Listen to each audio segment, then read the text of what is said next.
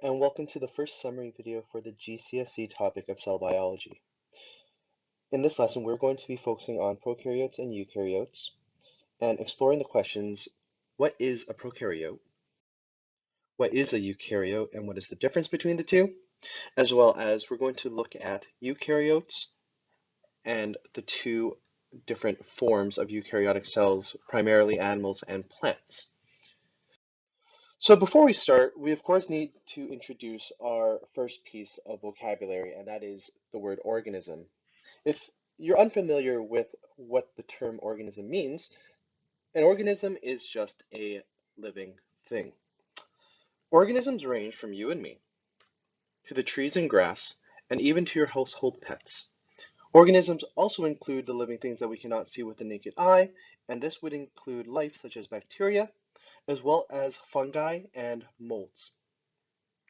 So, speaking of bacteria, this brings us to our second key term, which is prokaryotes. And as you can see at the top, it's pronounced prokaryotes. Alternatively, we also have our third key term, which is eukaryotes, pronounced very similarly as eukaryotes. Prokaryotes are much smaller, as well as much more simple than their eukaryotic brothers. The size of a prokaryote is roughly 1/10 the size of a eukaryote.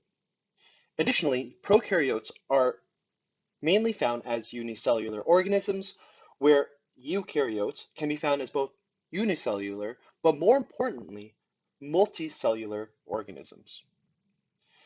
Lastly, the main distinguishing feature between prokaryotes and eukaryotes is that eukaryotes have what we call a nucleus, or a nuclear envelope, in which all of their DNA is stored and neatly packed as chromosomes.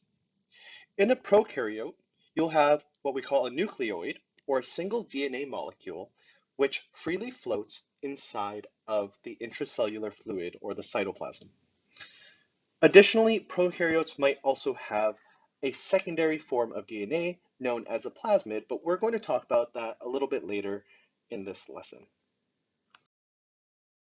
Continuing our exploration into our eukaryotic cells, we're going to focus on the main two, which are animal cells and plant cells. And as we can see from this diagram, animals and plants share very similar intracellular structures known as organelles.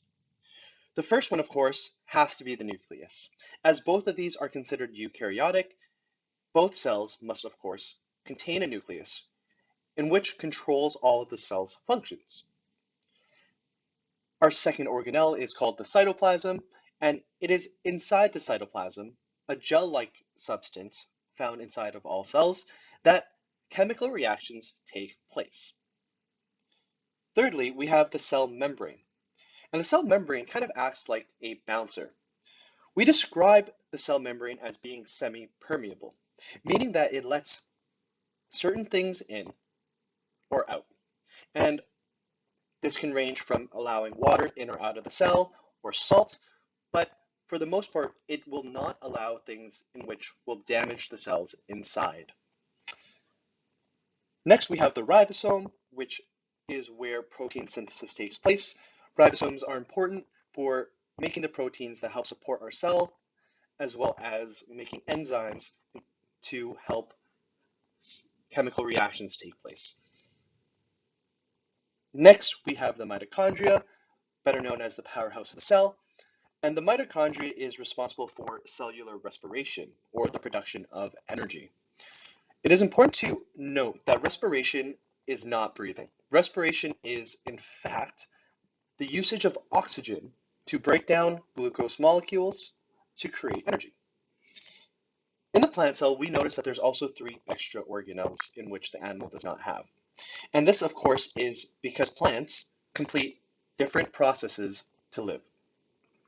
First of all, we have the permanent vacuole, which contains cell sap, or fluid, in which the plant cell must store just in case there isn't enough water.